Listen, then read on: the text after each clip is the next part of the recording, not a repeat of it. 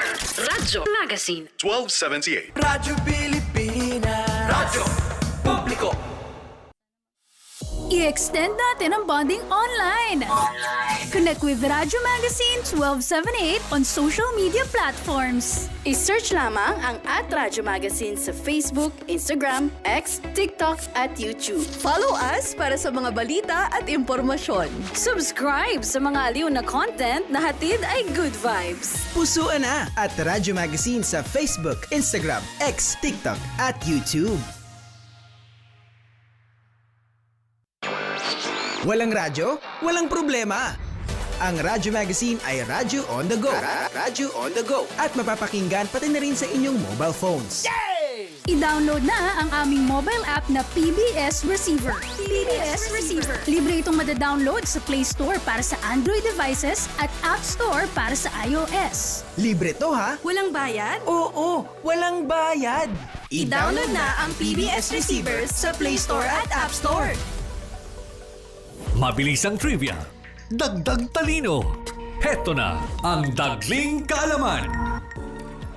Umakyat na 50 hagdan sa isang araw.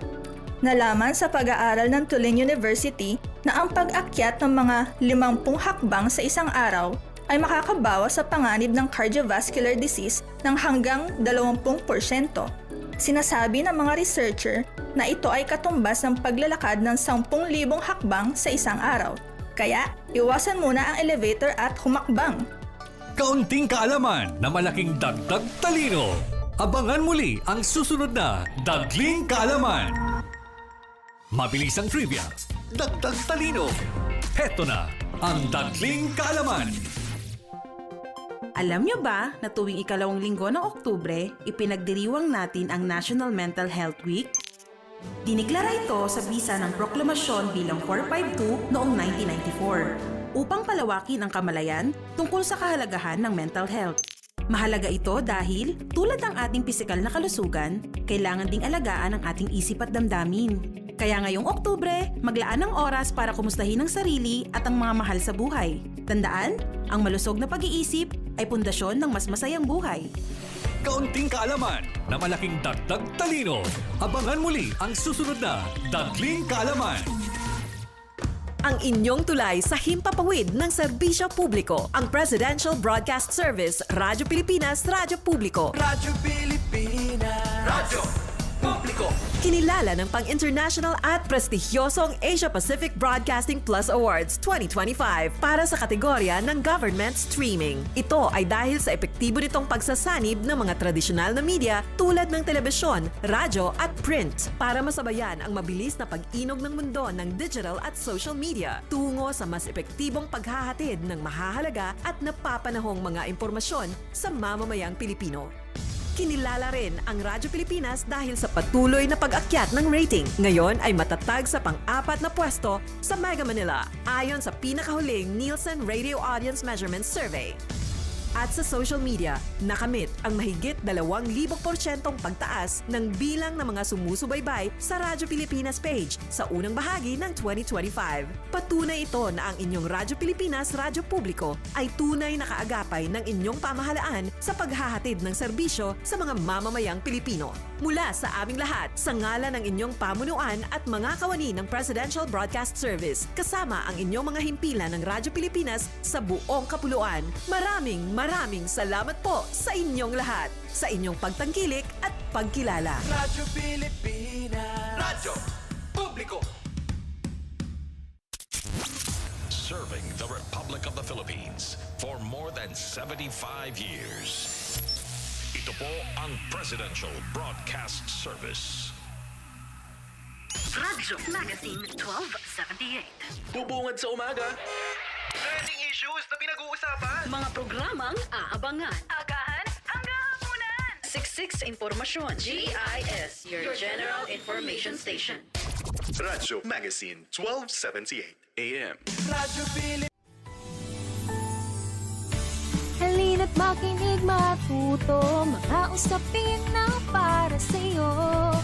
Makibahagi sa mga kwento, dahil ang puso ng pag-unlad tayo. Pamilyang Pilipino ay ang puso. puso. Bansang progresibo, tayo'y makibahagi. Tara usap tayo, dito lang yan sa Papit. Masayang pamilya!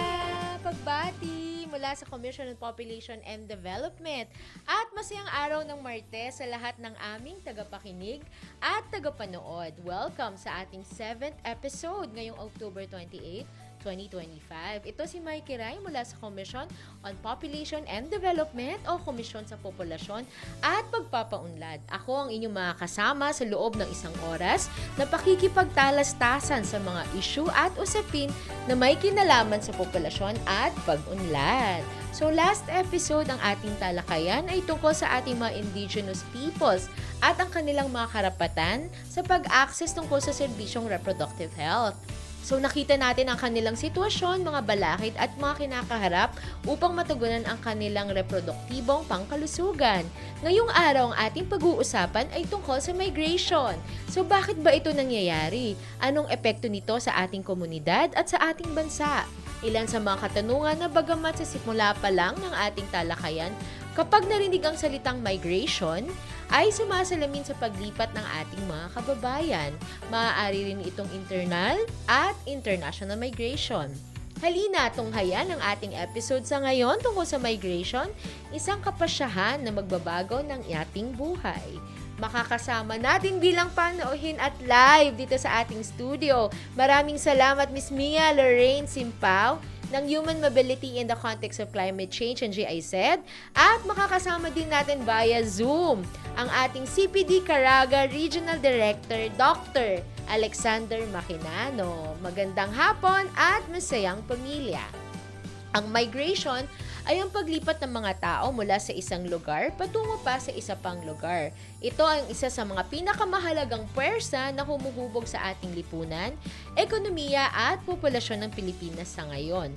Lumipat man ito sa loob o labas ng bansa, ang pagpunta sa ibang bansa at ang migration ay makakaapekto sa ating pamilya, komunidad at bansa sa kabuuan. Meron na tayong pinakakauna-unahang migration survey. Ito ang 2018 National Migration Survey. Layunin nitong magbigay ng impormasyon tungkol sa paggalaw ng populasyon ng Pilipinas upang matugunan ang mga gumagawa ng patakaran at mga tagapamahala ng ating programa sa pagdidisenyo at pagsusuri ng ating mga strategies para sa papabuti ng serbisyo at tulong na ibinibigay sa mga Pilipinong pumupunta sa ibang bansa o lumilipat sa iba't ibang lugar. Ito naman ay sinasagawa ng Philippine Statistics Authority at ng University of the Philippines Population Institute. So ayon naman sa ating 2018 NMS, ang isang individual ay tinuturing na migrante kung una, ang tao ay nakaranas ng pagpalit ng tirahan, maaaring economic, social, or political, or cultural in nature. At pangalawa, ang tagal ng paninirahan ay hindi bababa sa 3 buwan sa isang destinasyon. At ang pangatlo, ang pinakamababang hangganang tinawid ay borders, barangay, munisipyo, syudad at probinsya.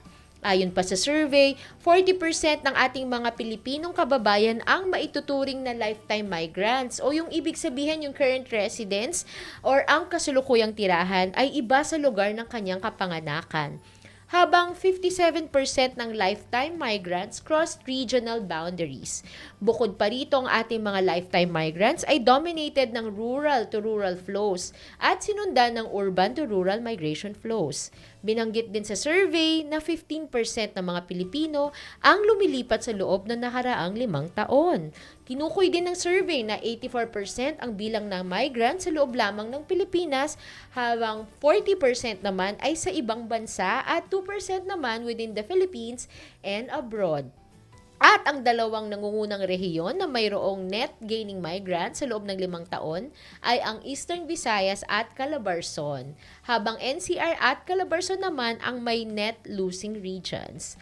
At bago tayo magpatuloy sa ating issue ng migration, kilalanan muna natin ang ating ahensya, ang Komisyon sa Populasyon at Pagpapaunlad, MITANUAS. Ito ang inyong Commission on Population and Development. Paunoorin at pakinggan po natin ito.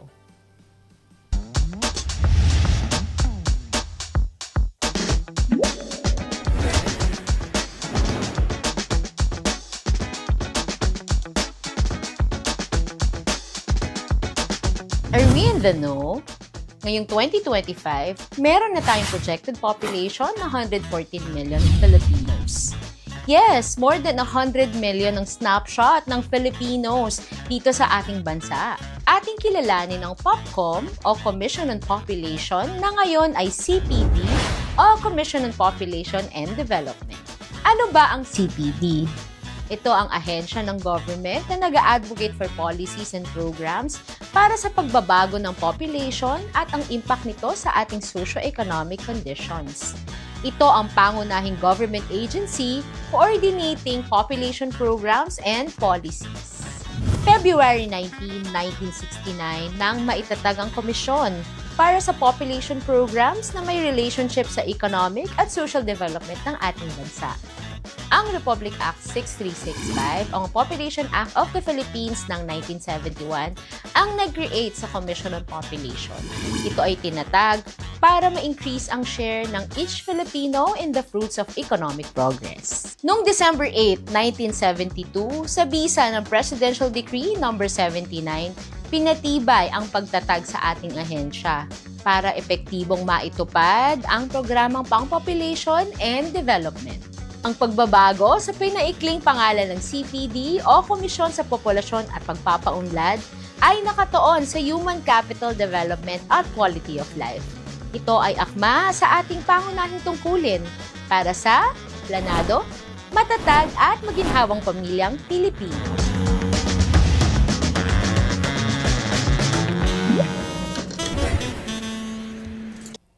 Alam nyo ba na kami ang katuwang ng iba't ibang institusyon?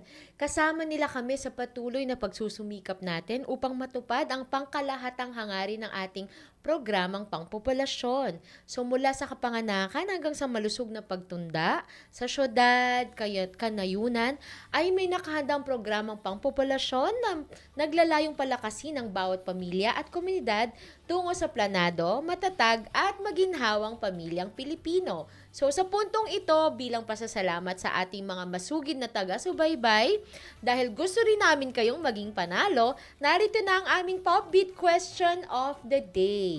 Ano ang kauna-unahang survey na isinagawa ng Philippine Statistics Authority at University of the Philippines Population Institute na naglalayong magbigay ng impormasyon tungkol sa paglipat ng populasyon dito sa Pilipinas? Ang unang tamang sagot ay mananalo ng worth 200 pesos na load, kaya wag palampasin.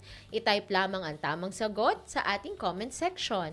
Mamaya abangan pa natin ang ating mga Pop Beat Questions of the Day. So ngayon, pag-uusapan na natin ang mga uri ng migration. No? Meron pang loob or internal migration, pangkaraniwang paglipat ng ating mga kababayan, rural hanggang urban, urban hanggang urban. Ito ang mga klase ng paglipat natin, no? So, ano ang destinasyon? Metro Manila, Calabarzon. At makita natin dito, okay, ang destinasyon, Gitnang Luzon. No, isa pang international migration, no? Bakit ba umaalis ang mga tao sa kanilang lugar? May mga push and pull factor na tayong pag-uusapan mamaya. No, sa ngayon ating panoorin ang ilan sa ating mga kababayan tungkol sa kanilang pananaw sa issue ng migration. Panoorin at pakinggan natin ito. Ikaw ba ay tubo sa iyong lugar o lumipat lamang? Maaari nyo ba naming malaman ano ang kadahilanan ng inyong paglipat? Panoorin at again, pakinggan po natin ito.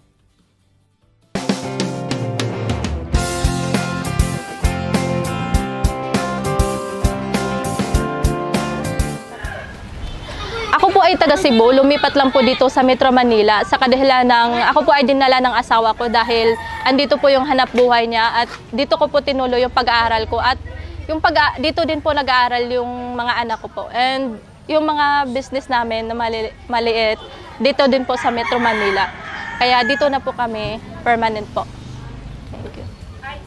Ako po ay tubong Maynila and nagugustuhan ko na rin po dito sa lugar na to kasi dito rin po ako pinanganak at lumaki.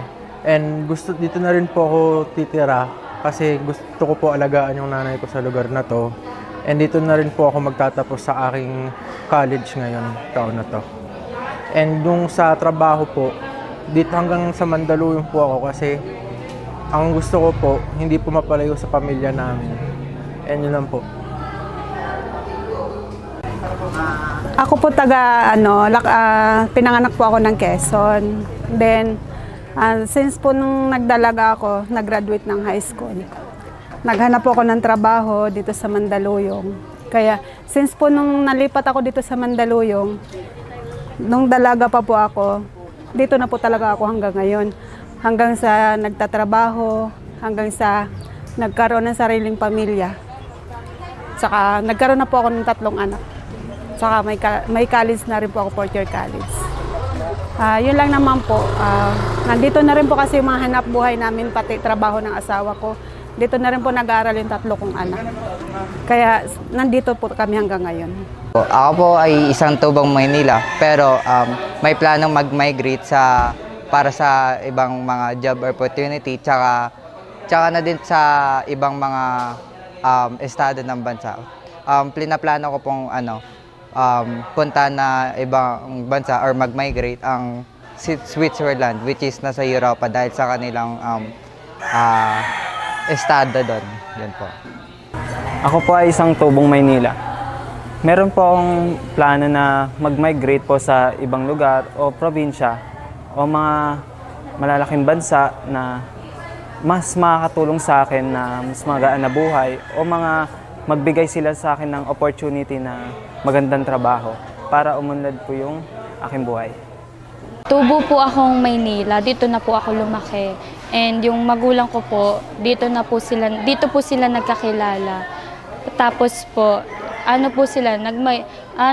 yung mama ko po doon po sa Pangasinan, and then yung tatay ko po sa Bicol. Tapos dito po sila nagkakilala. Dito na po sila nag-migrate kasi po dito po may magandang opportunities at better life para sa mga tao. Hindi po akong tubong Maynila. Bali dito po kasi yung magandang opportunity, tapos madali ang pera. Kaya dito na po kami dito na po napag-asawa at dito na rin po yung hanap buhay namin. At nakakaraos naman po kami araw-araw. Hindi po tulad sa probinsya, medyo mahirap din po kasi. Maraming salamat sa ating mga POV o pulso ng populasyon. No, nakita natin doon sa video yung mga kabataan natin nais nilang lumipat sa ibang bansa or magkaroon ng international migration, at yung iba naman ay lumipat dahil sa economic reasons, at yung iba naman family yung mga dahilan. So, gusto din namin munang magpasalamat sa ating mga nanunood. Meron tayong nakita mula Pampanga at Panabo City, Davao del Norte. At meron pa akong nakita galing sa Bicol. Marami pong salamat sa panunood at pakikinig ng Popbeat. Upang mas lalo nating mabigyan ng makabuluhang usapan ang issue ng migration, let us all welcome our guests this afternoon. Makakasama natin live here sa studio ang ating panauhin. Nagpapasalamat kami sa ating project head, Philippine Component of the Human Mobility in the Context of Climate Change o HMCCC2. Project of the GIZ. Please welcome Miss Mia Lorraine Simpao. Masayang pamilya, Mia. Masayang pamilya, Mamay. Maraming salamat po sa pag-imbita. Magandang hapon po sa lahat. Maraming salamat sa ating magandang guest here sa studio, si Miss Mia.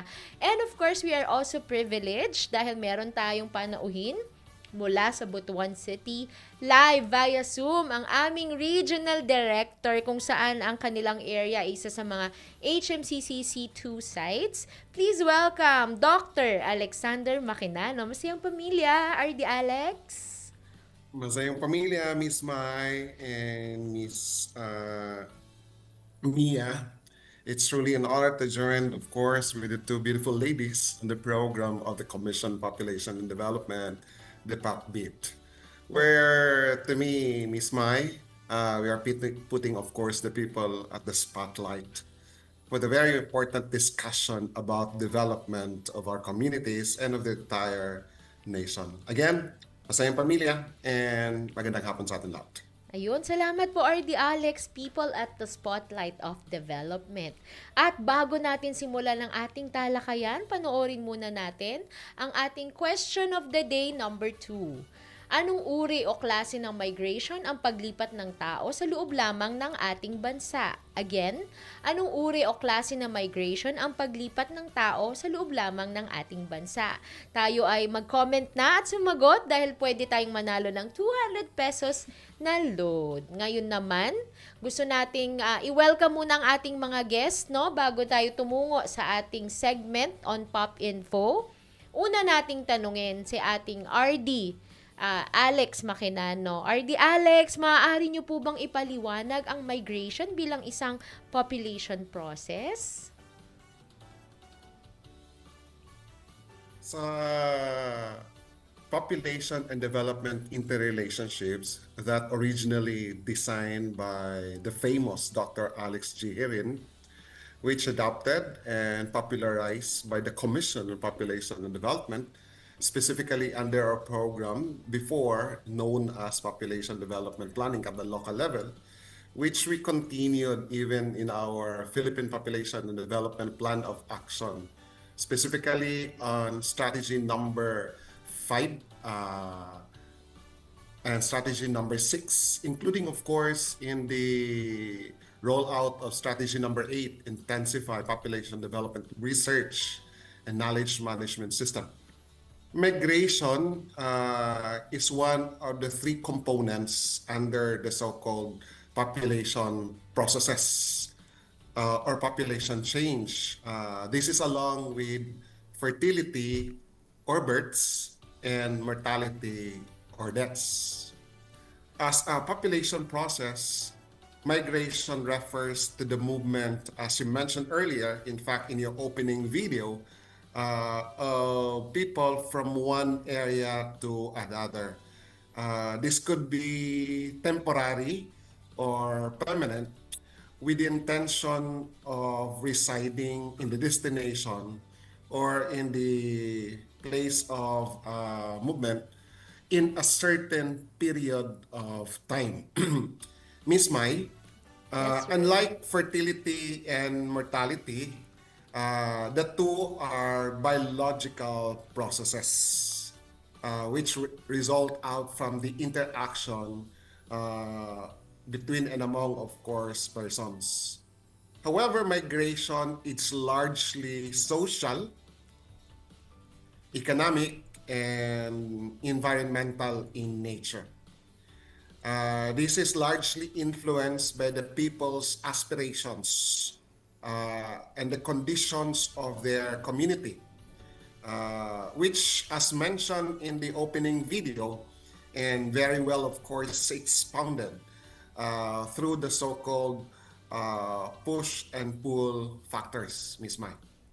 So, may mga kadahilanan kung bakit ang tao umaalis sa lugar, no? Naglipat sa ibang lugar. So, in the study that we conducted in the Commission on Population, as also surfaced in my doctoral study, among, of course, the so-called push and pull factors are the following. One, we have the economic opportunities as well as economic inequalities. So many people are forced to move out with the aspiration of searching better, greener, and of course, more interesting pastures or jobs. So these are characterized with higher incomes and even with improved living standards. The rural to urban migration, Ms. Mai, remains dominant in our country. In fact, this is so evident also in Caraga region, with Butuan City, as I mentioned earlier, as the administrative and commercial center.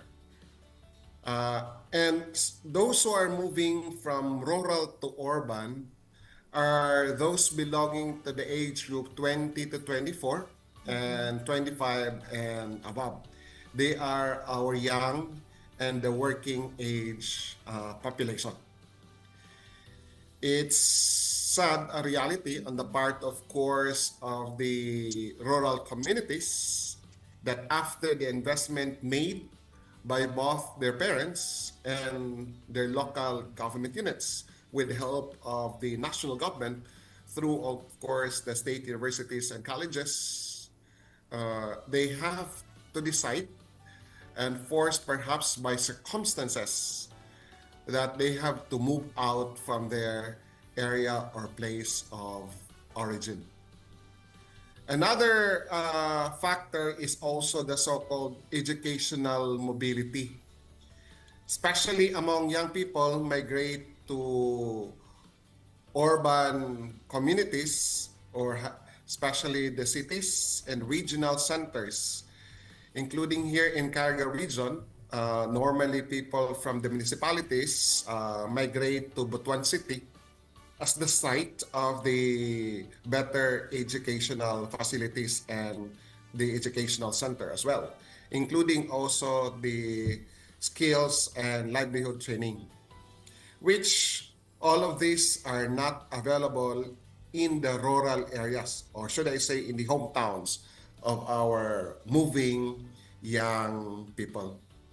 Now, what makes the migration is unique and interesting in the current period, because apart of the first two mentioned factors why people are moving out and moving in to the area of destination, is also the so-called environmental stress and climate change. No? So migration is also becoming nowadays a form of adaptation to climate risk and hazards. We often call this as the climate-induced or environmental migration. For example, Ms. Mai, also Mamiya is so knowledgeable on this, that in coastal communities as well as in the upland, of course, barangays, in Caraga region, families move due to increasing, of course, occurrence of rains, the volume of the rain waters, which increase, of course, our sea levels, and resulted to the so-called flood and soil erosion, which naturally exposing the lives and the properties among the people in the mentioned coastal communities and even in the upland communities to great danger. Okay. So, sir, That's why they had pag-uusapan to natin move out. ito. Yes, Ms. Mai. Pag-uusapan po natin itong environmental factors kasama si Miss Mia. Pero, sir, salamat po no for telling us about the push and pull factors. Very important po yan sa migration.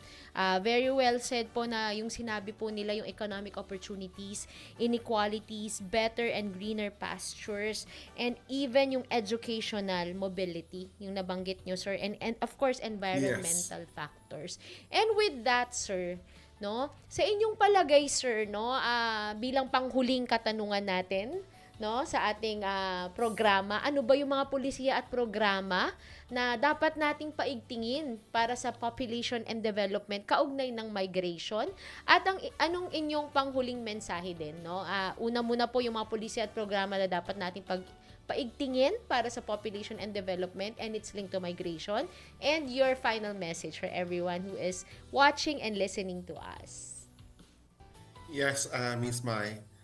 Taking from our direct and immediate experience, we translated the PPD POA into the Regional Population and Development Plan of Action, in which we started identifying and prioritizing population and development issues. And among, of course, the population development issues is out-migration among our young people, especially from rural to urban, and also the impact also of environmental and climate change. So as we identified and included in our plan of action in the region, we included the following, no? For priority areas of concerns: economic development and livelihoods. That should be in place, maintained and strengthened, especially in the home or the host communities which are highly characterized as rural areas. Because if there are these opportunities available, this would become perhaps the factor that our young people would decide to stay at default and will no longer leave, of course, the rural areas. In effect, this would enhance also not only on the quantity, Ms. Mai, but also the quality of our working population in the rural, of course, places. Yes, sir. And gradually and eventually, this would help also to improve the economic as well as the social condition of the said communities. And of course, Ms. Mai, let us not forget the human capital formation, because the Constitution says that our population is the prime resource for any nation building and development. And in fact, among, of course, the scholars, the population is human resource is the first and the greatest resource for any force community and organization. That's why investment shall be also considered, be pulled in seriously and adequately in the training, of course, of the skills, capability, and enhancing the competence among our young people and in the entire working age population, that they would possess and we would possess the skills needed, of course, by the market. And whatever, of course, jobs available that can be, of course, filled in through the available qualified and competent working age population. And also, Ms. Mai, let's not forget the urban growth and diversity. We must not concentrate economic development in the regional center for a region. We must develop also alternative growth centers. Like in Caraga region, while Butuan City is the regional center, but as adopted by the Regional Development Council, cities of Cabadbaran, Surigao, and Tandag are considered as alternative growth centers. Okay. That instead people will flock to Butuan so they can move also to these areas. Yes, Ms. Mai, you would like to say something? Yes, sir. So I think, sir, you captured it well. Yung economic development, the livelihood in place, the strengthen communities, urban growth and diversity, and pinaka-importante po ninyong nabanggit is not only the quantity but the quality of life. And pinaka-gusto ko talagang narinig sa inyo, sir, is population is the primary source of development. And with that, sir, I think because of our short program for today. Marami pong salamat, sir, for being such an important resource for migration. At kayo po talaga yung napili ng ating programa dahil kayo po yung isa sa mga sentro talaga, no, ng HMCCC2. At nakita po naman namin, no, sa inyong pag-aaral din, no, talagang pinag-aralan niyo po yung importance talaga ng developing our economic opportunities, diversifying, no, our cities. Thank you for telling us about the alternative growth centers in Caraga region. And with that, sir, mabuhay po kayo. Marami pong salamat, RD Alex. Thank you very much. At masayang pamilya po muli. Ayun, so sa aming pagbabalik, no? At ngayon na, no, ating panoorin ang maikling video tungkol sa migration. Panoorin po natin to at ating pakinggan. Dahil sa aming pagbabalik may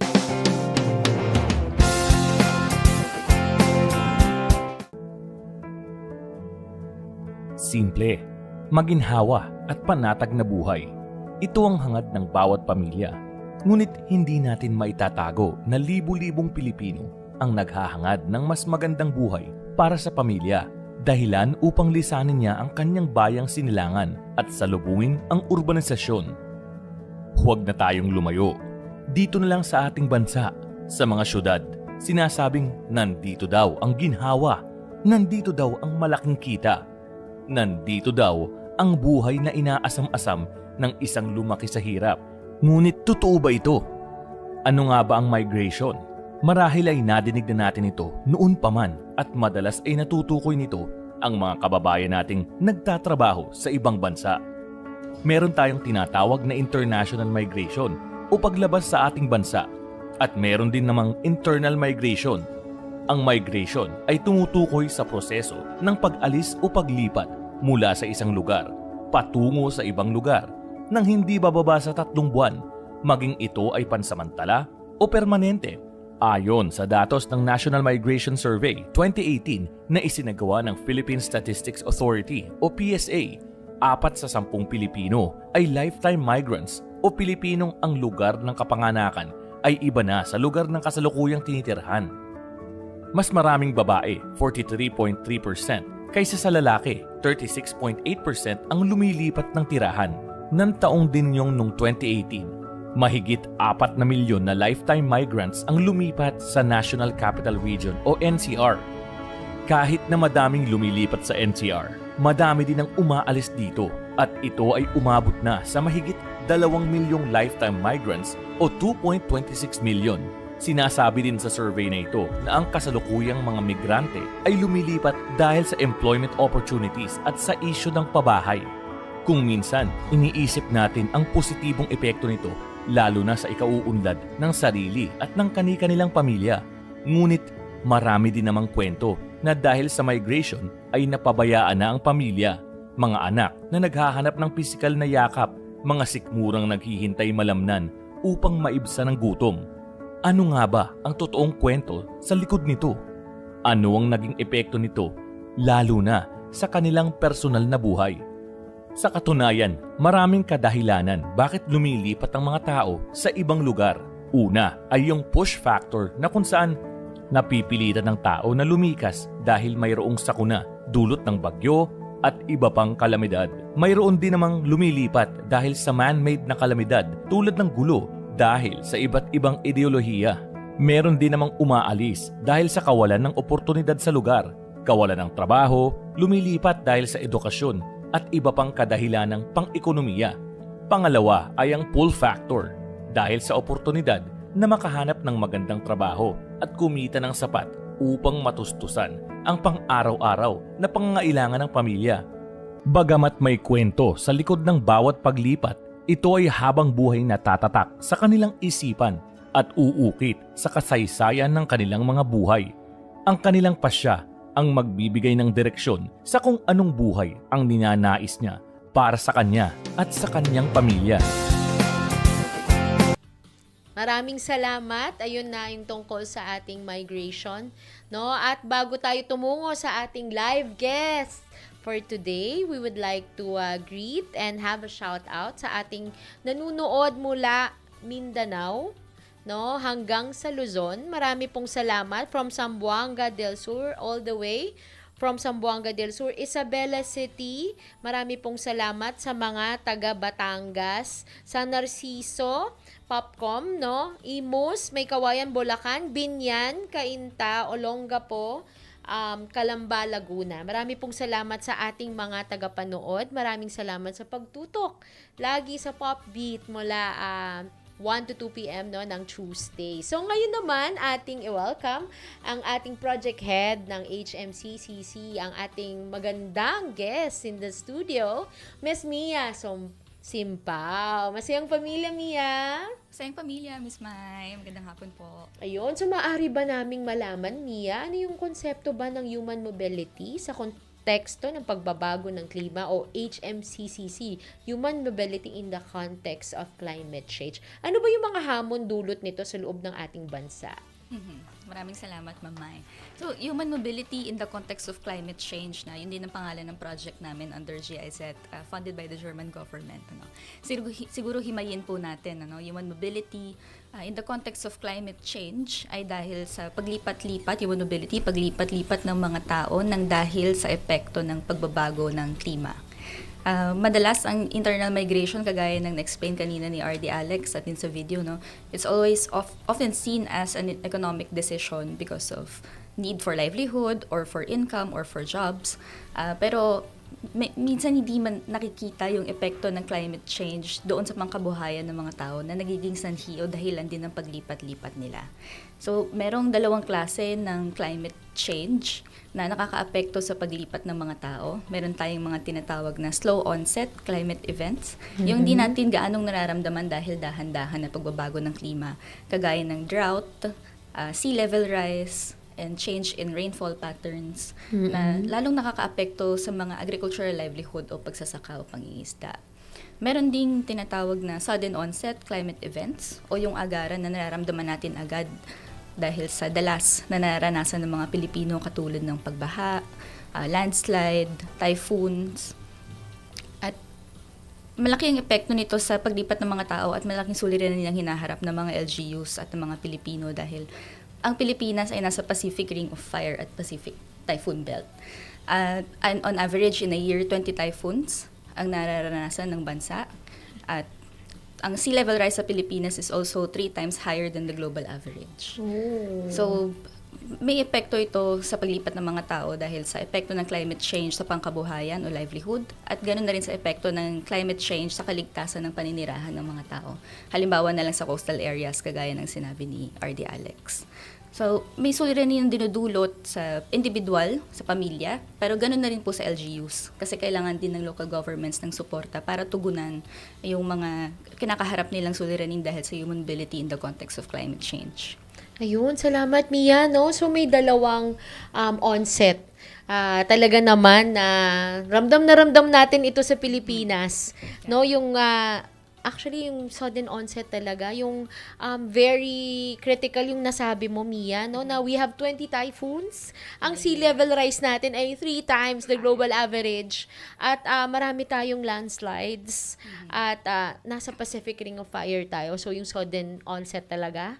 No? And then yung una naman na nasabi ni Mia, yung slow onset o yung drought, sea level rise at change of patterns natin.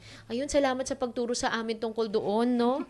Mia, ano ba yung mga rehiyon o mga lalawigan at mga syudad sa Pilipinas na talagang pinaka-apektado talaga ng climate-induced migration? Dalawang klase din yun, mamaya, no? Ang mga rehiyon at lalawigan na apektado ng climate change, una sa lahat, syempre yung mga regions na most affected or most vulnerable to climate change. So, ang DENR, meron silang 18 provinces most vulnerable to climate change. Kasama din dito yung mga rehiyon katulad ng Southern Luzon at Eastern Visayas, na madalas talagang maapektuhan at makaranas ng mga sudden onset, katulad na rin kasama na rin ng slow onset climate events. Sa kabilang bandaan, doon din yung mga rehiyon at lalawigan na destination areas na tinatawag, no? Kagaya ng NCR at ng Calabarzon. Kasi ang challenges din naman sa LGUs na ito, habang dumadami yung mga internal migrants, yung mga populasyon na dumarating sa kanilang mga lalawigan, mas marami din, syempre, kailangan i-provide na social services. Mas kailangan nilang i-integrate sa kanilang pagpaplano yung projection ng pagtaas ng populasyon, hindi dahil sa birth rate, but because of internal migration. So, parehong kailangang paghandaan ng dalawang klaseng lalawigan o rehiyon, both sending and receiving destination areas, ang climate-induced migration. At siguro, mabanggit ko na rin, Mamay, no, kung may dalawang klase ng climate events na naka-apekto sa human mobility, meron ding 4 na klase ng human mobility because of climate change. No? Una dito is yung forced displacement. Ito madalas ang epekto ng sudden onset weather events. No? Yung sa pilitang paglikas dahil bumabaha, dahil tumataas ang tubig, dahil sa bagyo, dahil sa baha. No? Napipilitang lumikas ang mga tao because of climate change. Andun din ang planned relocation. Ang planned relocation naman ay organized ng government unit, local government, na organized na paglipat ng isang populasyon, for example, coastal area na talagang tumataas ng tubig at kailangan na silang ilikas, na government ang nag-organize nito. Meron ding migration, focus ng HMCCC project by GIZ. Ito naman yung individual choice or the family choice to move from one area to another as an adaptation strategy to climate change or to livelihood reasons or educational reasons as well, as we learned earlier. Pero meron na ring trapped population or immobility na tinatawag. Ito yung unfortunately hindi capable or they're not empowered or strengthened to make or supported with a choice sa paglipat So, gustuhin at kailanganin man nilang lumipat, hindi nila magawa dahil kulang sa suporta o kulang sa kakayahan na lumipat kasi hindi din naman madali. Moving to, especially rural to urban migration, hindi din madali, especially kung wala ka masyadong suporta. Kasi kailangan mo nilipatan, kailangan mo ng trabaho, kailangan mo mag-adjust sa bagong lugar. So, kailangan din ng suporta ng mga populasyon na ito. So, yun din po ang 4 na klase ng human mobility na kailangan ding tugunan ng local governments para sa mga Pilipino. Ayun, so sa mga nakikinig sa atin, no, may 4 kinds of human mobility. Tatandaan natin yan na Mia, no? So yung forced displacement or sapilitang paglikas, planned relocation or yung gobyerno yung nag-organize nito. Migration is an individual choice. And trapped population, ito naman no choice. No, sana naman hindi tayo dumating sa panahon na no choice na tayo, no? Kasi sana lahat tayo may informed choice at may choices.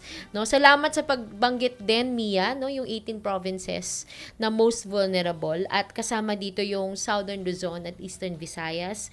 At ang area of destination ay talaga naman NCR at Calabarzon kasi yun talaga yung mga highly developed no na areas at isa rin yun sa mga pinakamalaki talagang mga populasyon na rehiyon sa bansa natin. So, maaari mo bang ibahagi, Mia, meron na ba tayong nakitang success story ng integrasyon ng human mobility in the context of climate change sa lokal na level? Ito ang focus ng Phase 2 ng HMCCC project sa Pilipinas, Ma'am Mai. So, ginagawa namin tong success story na to ngayon. Hopefully, that we can achieve it. But in the first phase of human mobility in the context of climate change project, siguro ang success story at a general national level ay yung pag-intindi natin ng kung ano ba yung epekto ng climate change sa paglipat-lipat ng mga tao. Kasi hindi ito masyadong napag-uusapan. Hindi masyadong nakikita. Hindi siya direct, hindi siya visible. But it's very encompassing, long-term, and it's very very much affecting different aspects of the lives of Filipinos.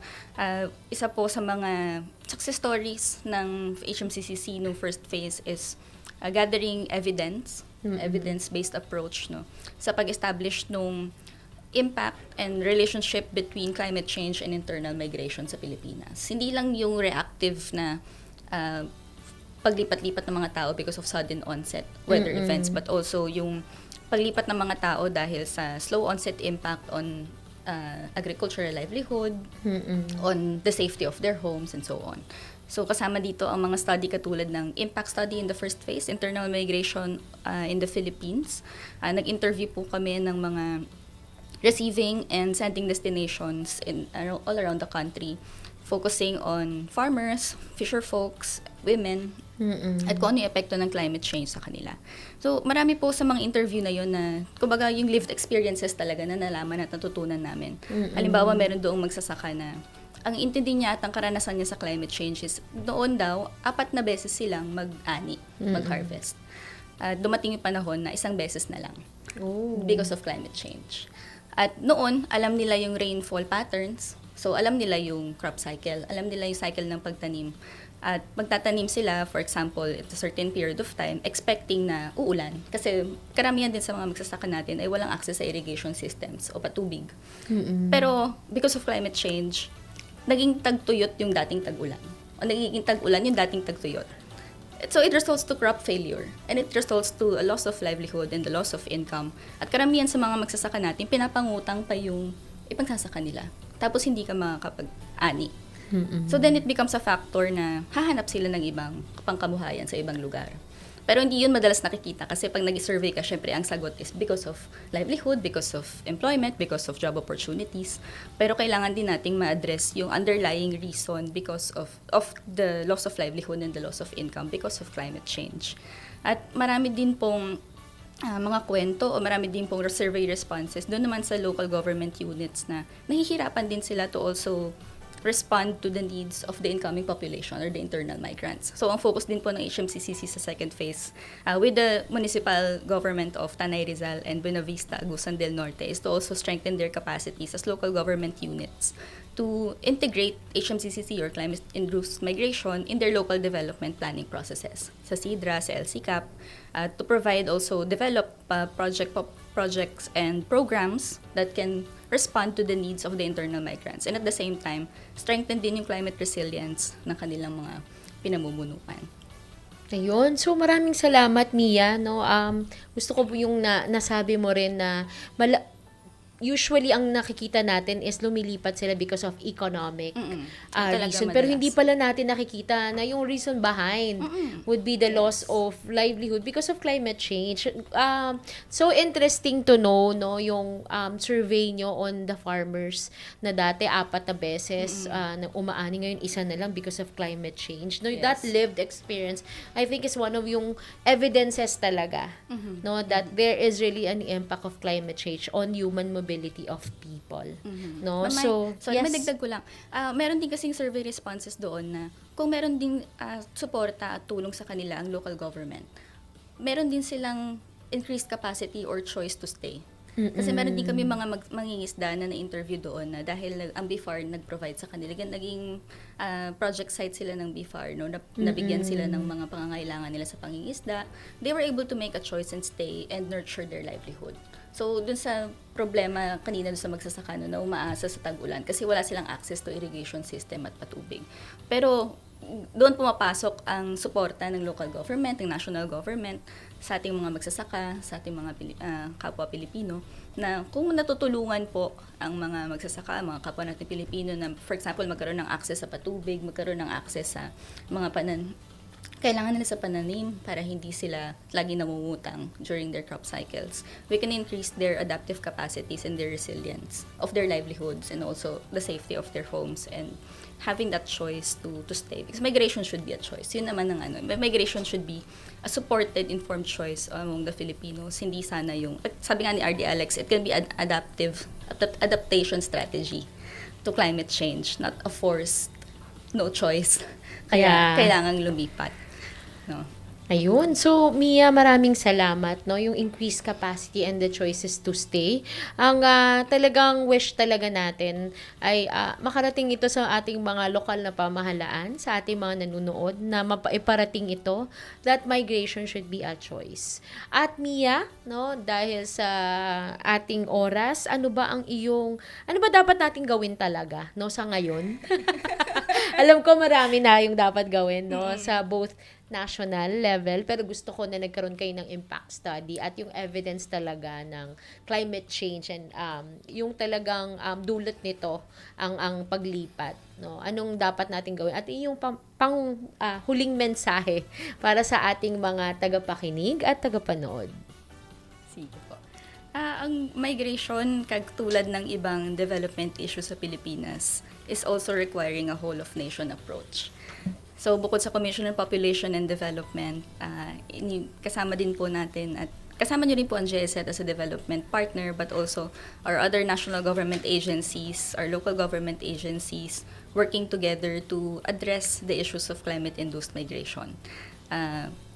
Isa din po sa mga sinusulong namin sa second phase is to support the National Adaptation Plan indicator of the Philippines on developing a national framework on climate-induced migration. Kasi una sa lahat, kailangan natin ng policy framework at ng pangunawa sa impact ng climate change on internal migration, on human mobility in the Philippines, para sama-sama nating mahigi ang suporta rin at ang programa at polisiya ng iba't ibang sangay ng gobyerno para matugunan ng pangangailangan ng mga Pilipino dito sa suliranin natin na ito. Kasama na rin po ang local governments na partners din natin, of course, in implementing these plans and programs at the national level to integrate at the local level kung paano tutugunan ng pangangailangan ng mga nasasakupan nila na naapektuhan ng climate change sa pangkabuhayan nila, sa kanilang kaligtasan. Kasama niyo din po ang development partners kagaya ng GIZ na lagi po namin sinusuportahan din ng Commission on Population and Development, other national government agencies and our local government partners in gathering evidence-based data, information, and also developing tools such as, for example, the Registry of Barangay Inhabitants and Migrants. Kasi ang datos din po isa sa mga pinakamahalagang pangunahing kailangan nating malaman, no? kailangan meron tayong data collection tool that is gender responsive and also inclusive para malaman natin kung ano yung pangangailangan ng mga Pilipino na lumilipat in rural to urban or rural to rural migration man. At lahat po ito ay sinusubukang i-address ng HMCCC project in partnership with the Commission on Population and Development. Ayun, maraming salamat. Migration should be a choice. Maraming salamat, GIZ, no, sa pag-put into spotlight the importance of climate change and its impact in human mobility or migration. Maraming salamat again, Mia Simpao, ang project head ng HMCCC2. At maraming salamat sa assistance na binibigay mo sa Commission on Population and Development. So, ang ating question of the day number 3 ay aming i-announce na lang sa aming Facebook page. So, sa ating mga winners, no, na-note ko kanina si Rose Ann, tsaka si Glet Oxy, at ang iba naman ay i-announce na lang namin, no, ang Popbeat question of the day number 3. At ang mga winners ay aming i-announce sa aming Facebook page. At ayun, maraming salamat muli sa pagdalo ng ating mga panauhin. Bagamat may kwento sa likod ng bawat paglipat, ito ay habang buhay na nakatatak sa ating isipan at uukit sa kasaysayan ng ating buhay. Ang kanilang pasya ang nagbibigay direksyon sa kung anong buhay ang ninanais para sa sarili at para sa pamilya at maidagdag ko lang para sa ating bansa. Para sa Pilipinas, migration ang humuhubog sa ating populasyon. Kasama siya sa 3 population process along with fertility or births, mortality or deaths. At ito ay may epekto sa paglago ng ating socio-economic development at nag-uugnay sa lokal at pandaigdigang komunidad. Bagamat lumilikha rin ito ng mga challenges at mga pagkakataon, kailangan din talaga nating harapin ang mga hamon nito. Ang susi ay balanse sa pamamagitan ng pagtitiyak na ang pag-unlad ay umaabot sa bawat rehiyon, bawat bansa, no, at bawat komunidad. Ang pamamahala sa migration ay dapat tuloy-tuloy para ang Pilipinas ay maaaring maging isang puwersa para sa isang pambansang pag-unlad. And migration should be a choice. And with that, maraming salamat sa ating mga nanunood mula sa San Narciso, Zambales, at nakita ko ang ating mga kasamahan, no, mula sa Commission on Population and Development Central Office. Maraming salamat sa inyo ring panunood. At sa ngayon, no, sa ngalan ng aming Executive Director Lisa Grace Bersales at Deputy Executive Director Boyet Tacardon, makibahagi kayo, use the hashtag #PopBeat, hashtag tao ang puso ng pag-unlad, hashtag CPD at 56. No, ayan, naka-flash sa inyong screen ang aming Facebook account ng CPD, Commission on Population and Development at CPD Phils, para sa mga update at impormasyon tungkol sa population and development. Ako si Mikey Ray mula sa Commission on Population and Development o Komisyon sa Populasyon at Pagpapaunlad. Pakinggan ang tibok ng populasyon ngayon sa Popbeat dahil lang tao, tayo ang puso ng pag-unlad. Maraming salamat! Halina't makinig, matuto, mga usapin na para sa'yo. Makibahagi sa mga kwento, dahil ang puso ng pag-unlad tayo. Pamilyang Pilipino ay ang puso, bansang progresibo, tayo'y makibahagi, tara usap tayo, dito lang yan sa